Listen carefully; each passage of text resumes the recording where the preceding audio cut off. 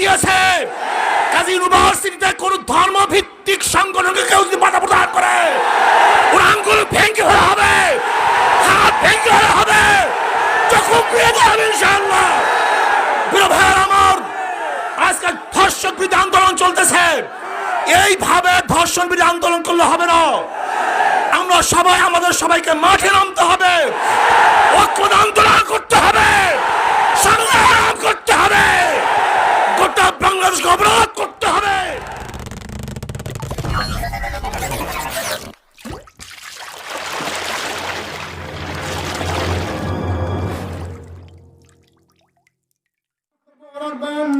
ইসলামী আন্দোলন বাংলাদেশের সংগ্রামী সিনিয়র নায়েবে আমির আলহাজ হযরত মাওলানা মুফতি সৈয়দ মোহাম্মদ ফয়জুল করিম শাইখের চরণ। আসসালামু আলাইকুম ওয়া রাহমাতুল্লাহি ওয়া বারাকাতুহু। নাহমাদু ওয়া নুসাল্লি আলা রাসূলিল কারীম, আম্মা বাদ। ফাআউযু বিল্লাহি মিনাশ শাইতানির রাজীম। বিসমিল্লাহির রহমানির রহিম। ওয়ালা তাকরাবুজ জিনা। সাদাকাল্লাহুল আলিয়্যুল আযীম। ইসলামী আন্দোলন বাংলাদেশ ঢাকা মহানগর কর্তৃক আয়োজিত আজকে এই সম্মেলনের সম্মানিত সভাপতি, ওলামায়ে কেরাম, নেতৃবৃন্দ, সর্বস্তরের জনগণ ভাইয়েরা আমার, ধর্ষণের বিরুদ্ধে আন্দোলন চলছে। আল্লাহ পাকের শুকর, আইন প্রণয়ন হয়েছে। কিন্তু প্রশ্ন হলো এই, বিশ্বের বহু দেশেই ধর্ষণের বিরুদ্ধে আইন আছে, নাই তা নয়, কিন্তু ধর্ষণ কি বন্ধ হচ্ছে? এর কারণ খুঁজতে হবে। আমরা কেউ মনে করি নগ্ন পোশাক ধর্ষণের জন্য দায়ী নয়। আলোচনা চলতেছে, টকশোর মধ্যে আলোচনা চলতেছে, যুক্তি চলতেছে। ধর্ষণ কেন হয়? আমরা একে অপরকে বিভিন্ন যুক্তি পেশ করতেছি, কোরআনও যুক্তি পেশ করছে। আমি মনে করি বাংলাদেশ সরকারের উচিত একদল মনোবিজ্ঞানী, তাদের মাধ্যমে গবেষণা ভিত্তিক কিসের জন্য ধর্ষণ হয় সে উদ্ঘাটন করে সেই পথকে বন্ধ করা। মনোবিজ্ঞানী বাংলাদেশে আছে। যদি নগ্ন পোশাক পুরুষদেরকে উত্তেজিতই না করে, তাহলে এই পোশাক দায়ী না। আর যদি মনোবিজ্ঞানীরা বলে না এই পোশাক পুরুষদের উত্তেজিত করে, তাহলে নগ্ন পোশাক দায়ী হবে। দেখেন, আজকে আপনি ভারতের, যার দিকে তাকানো যায় না এমন সিনেমাও চালু রাখবেন আর ধর্ষকদের ফাঁসির আইন করবেন, আমি তো মনে করি জানি না কত পুরুষ যেন এই ফাঁসির ঝুলতে থাকে। আমার মায়া লাগে। আপনি একজনকে বাঘের মুখে ঠেলে দিবেন আর বাঘকে বলবেন খবরদার আক্রমণ করবা না, এটা ইনসাফ হতে পারে না। বরং বাঘের থেকে দূরে রেখে তারপর বাঘের থেকে বাঁচতে হবে।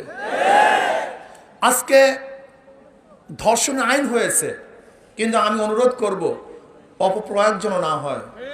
এদেশে নারী নির্যাতনের খুব শক্ত আইন আছে, কিন্তু দেখা যায় গবেষণায় 90% নারী নির্যাতনের মামলা সব মিথ্যে মামলা। এটা হয়রানির জন্য করা হয়েছে। কেন? বাংলাদেশে নারী নির্যাতন আইন খুবই কঠোর, 3 মাসে জামিনই হবে না। এই কারণে দেখা যায় অধিকাংশ পুরুষের বিরুদ্ধে নারী নির্যাতন আইন দেওয়া হয়, মামলা দেওয়া হয়। এদিকে আমাদের সতর্ক থাকা চাই। শুধু তাই নয়, আমাদের দেশে ধর্ষণের বিরুদ্ধে আইন প্রণয়ন করতেছে, কিন্তু জেনার বিরুদ্ধে অবস্থার কি হবে? বেবিচারের কি হবে? আজকে অবৈধ সম্পর্কের কি হবে? আমাদের বক্তাগণ বক্তব্য দিয়েছেন, অনেক মন্ত্রী মিনিস্টাররা এমনভাবে বক্তব্য দেয় যাতে উৎসাহিত হয়। শুধু মন্ত্রী মিনিস্টাররা নয়, আমাদের দেশের প্রেসিডেন্ট পর্যন্ত বক্তৃতা দিয়েছে, তোমরা প্রেম করো, একটা প্রেম করো, বেশি প্রেম করিও না। আমাদের দেশের প্রেসিডেন্টের বক্তব্য। আপনি চিন্তা করতে পারেন আমরা কোন দেশে বসবাস করি? আমাদের দেশের অবস্থা কি? আমাদের দেশের অবস্থা হলো, কোন এক ব্যক্তি, সে কে? মঈনুল ইসলাম সাহেব।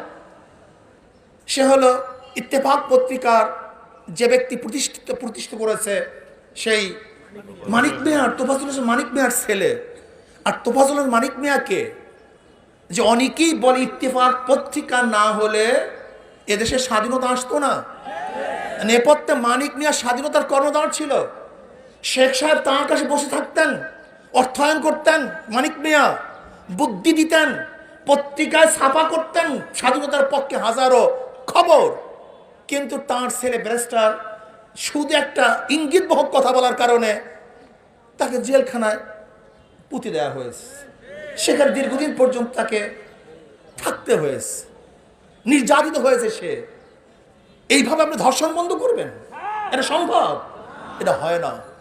কাজে ইসলাম কি বলছে ধর্ষণ বন্ধ করার ব্যাপারে, সেই বিষয় গবেষণা করা উচিত এবং ইসলামী আইন প্রণয়ন করা উচিত। এছাড়া জীবনও ধর্ষণ বন্ধ হবে না। আইন করেই বন্ধ করবেন। এদেশে চুরির কি আইন নাই? চুরি বন্ধ হয়েছে। ঘুষের আইন নাই? ঘুষ বন্ধ হয়েছে। খুনের আইন নাই? খুন বন্ধ হয়েছে। সন্ত্রাসের আইন নাই? সন্ত্রাস বন্ধ হয়েছে। নারী নির্যাতন আইন নাই? কিন্তু নারী নির্যাতন বন্ধ হয়েছে? হবে না, সম্ভব না, যতক্ষণ পর্যন্ত চরিত্র গঠন না করবেন। এর জন্য আমি বলবো চরিত্র গঠন করার ব্যবস্থা গ্রহণ করেন। আপনি মতিঝিল আইডিয়াল কলেজের থেকে নারীদের থেকে মহিলাদের ওড়না খুলে দিবেন আর আপনি ধর্ষণ বন্ধ করবেন, এটা কোনোদিন সম্ভব না, এটা হতে পারে না। এরপর আসেন, আজকে সিলেটে থানায় নিয়ে আমার বাংলাদেশের জনগণকে হত্যা করা হয়েছে। রায়হান ছোট্ট একটা শিশু বাচ্চা, ও ক্রন্দন করতেছে। ও বড় হয়ে হয়তোবা ওর বাবাকে আর কোনোদিন বাবা বলে ডাকবে না। কিন্তু আমি প্রশ্ন করতে চাই, ওই শিশু বাচ্চার কি অন্যায় ছিল, কি দোষ ছিল, ওর বাবাকে কেন হত্যা করা হয়েছে? আমি মনে করি ওই রায়হানের বাবাকে হত্যা করা হয় নাই, বাংলাদেশের প্রত্যেকটা যুবককে হত্যা করা হয়েছে, প্রত্যেকটা নাগরিককে হত্যা করা হয়েছে। বাংলাদেশের হাজারো কোটি রায়হানের বাবাকে হত্যা করা হয়েছে। কাজে বিচার করতে হবে।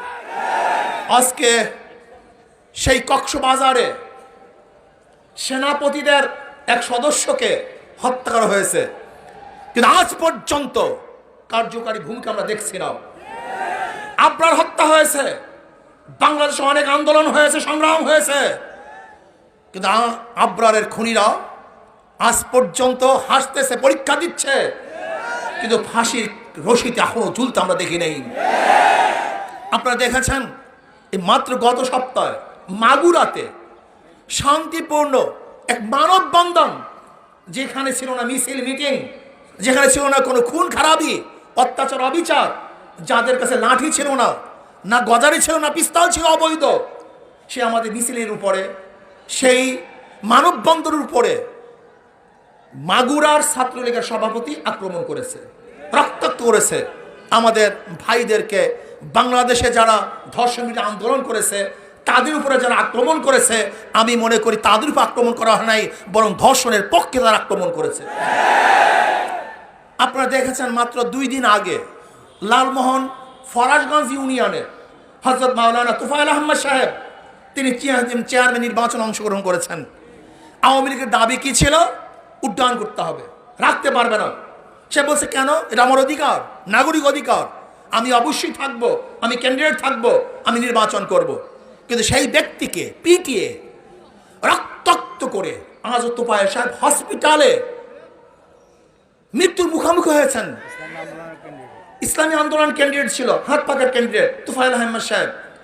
আমি সরকারকে বলবো, একদিকে আপনি গুন্ডা বাহিনী পালবেন আর দেশকে সন্ত্রাস মুক্ত করবেন, এটা কোনোদিন সম্ভব না। আপনি ধর্ষক পালবেন আর ধর্ষক পেলে আপনি দেশকে ধর্ষণ বন্ধ করবেন, এটা কোনোদিন সম্ভব না। আর আমরা অনেকেই মনে করি সরকার পরিবর্তন, সরকার পরিবর্তন, সরকার পরিবর্তনের প্রয়োজন আছে, কিন্তু কাকে সরকার নিয়ে আসবেন এটা দেখার প্রয়োজন আছে। বিএনপির আমলে ধর্ষণ হয়েছে, জাতীয় পার্টির আমলে ধর্ষণ হয়েছে, বিগত সরকারগুলির আমলে ধর্ষণ হয়েছে। এরা ধর্ষণকে প্রতিরোধ করতে পারবে না, বরং এমন এক সরকার বসাতে হবে যারা ধর্ষণ করে না এবং ধর্ষণের প্রতিবাদ করবে, ধর্ষণকে বন্ধ করবে। সেই সরকার ইসলামী সরকার, সেই সরকার ইসলামী সরকার। আপনারা দেখেছেন ঢাকা বিশ্ববিদ্যালয়ের ছাত্রলীগের সভাপতি তিনি ঘোষণা দিয়েছেন যে ধর্মভিত্তিক কোন সংগঠন ইউনিভার্সিটিতে তারা রাজনীতি করতে পারবে না। আমি ওই হিন্দু বেচারাকে বলবো, ছাত্রলীগের সভাপতি সাহেব, আপনি দেশটাকে কি মনে করছেন? দিল্লি মনে করছেন নাকি? এটাকে ভারত মনে করছেন নাকি? এটা নওয়াব সলিমুল্লাহ ইউনিভার্সিটি, এটা বাংলাদেশের 92% মুসলমানদের দেশের ইউনিভার্সিটি। এই ইউনিভার্সিটি গড়ছে মুসলমান, জায়গা মুসলমানদের, হিন্দুরা বাধা দিয়েছে।